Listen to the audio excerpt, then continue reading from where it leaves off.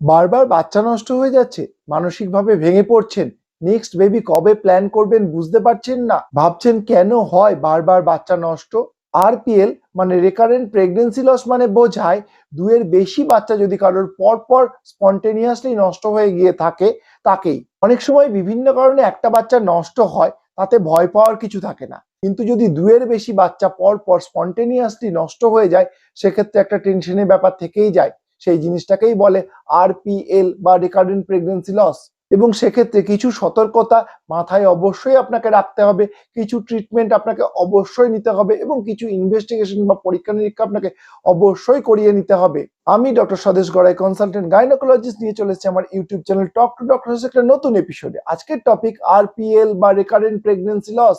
RPL এর বিভিন্ন রকম কারণ আছে, অর্থাৎ নানা ধরনের কারণের জন্যই বারবার কারোর বাচ্চা নষ্ট হয়ে যেতে পারে। এই কারণগুলির মধ্যে প্রথমেই সব থেকে ইম্পর্টেন্ট কারণটা হলো জেনেটিক কজ বা জিনগত সমস্যা।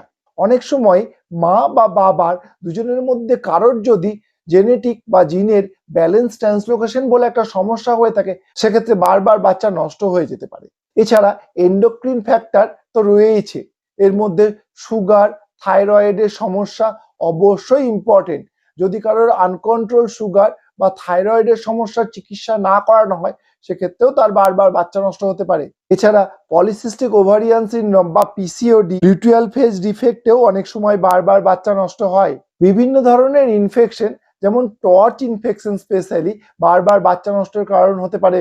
আপলা সিনড্রোম, প্রোটিন সি, ফ্যাক্টর 5 লিডের মিউটেশন, এই সমস্ত ইমিউনোজেনিক কজেও অনেক ক্ষেত্রে বাচ্চা নষ্ট হয়। তবে ইম্পর্টেন্ট জিনিস হলো ইউটেরাস বা জরায়ুনারীর সমস্যা। অনেক সময় জরায়ুনারী দুই ভাগে বিভক্ত থাকতে পারে বা জরায়ুনারী একটার পরিবর্তে দুইটি থাকতে পারে। এই বাইকর্মীয় জরায়ুনারী বা সেপ্টেড জরায়ুনারীতেও অনেক সময় বারবার বাচ্চা নষ্ট হয়। আর্কুয়েট জরায়ুনারী অর্থাৎ জরায়ুনারী যদি ছোট এবং বাঁকা থাকে সেক্ষেত্রেও অনেক সময় বারবার বাচ্চা নষ্ট হয়।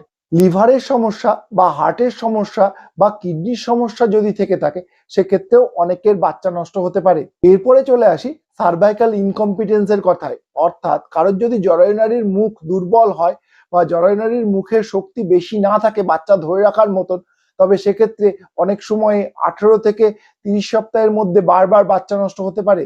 এরপরে চলে আসি যার বারবার বাচ্চা নষ্ট হচ্ছে তিনি কি কি ইনভেস্টিগেশন করবেন। অবশ্যই বাচ্চা নেবার আগে কিছু পরীক্ষা নিরীক্ষা তাকে করে নিতে হবে।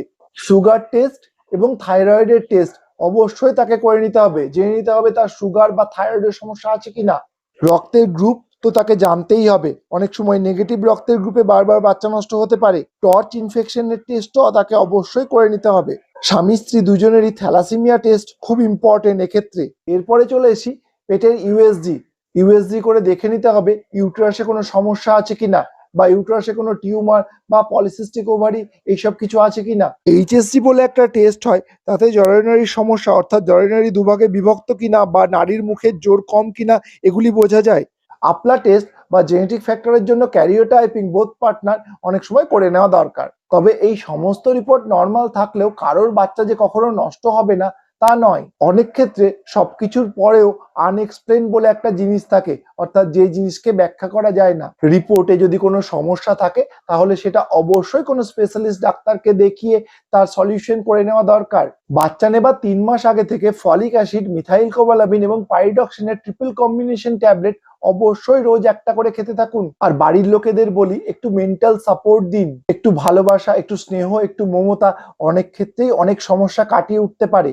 বারবার বাচ্চা নষ্ট হয়ে যাবার জ্বালা বাচ্চা না আসার থেকেও অনেক বেশি। বাচ্চা নষ্ট হবার কষ্ট বাচ্চা না আসার থেকেও অনেক অনেক পরিমাণে বেশি। তাই সবার মেন্টাল সাপোর্ট, স্নেহ আর ভালোবাসার সাথে গাইডেন্স আর সঠিক ট্রিটমেন্টের সঙ্গে যদি ঈশ্বরের আশীর্বাদ পায় তবেও মেয়েটি সঠিকভাবে, সুস্থভাবে, ভালোভাবে একটা সুস্থ সন্তানের জন্ম দিতে পারে। আজকের মতো এ পর্যন্তই, আবার দেখা হবে নতুন কোনো ভিডিওতে। ততক্ষণ পর্যন্ত please like, share and subscribe our channel.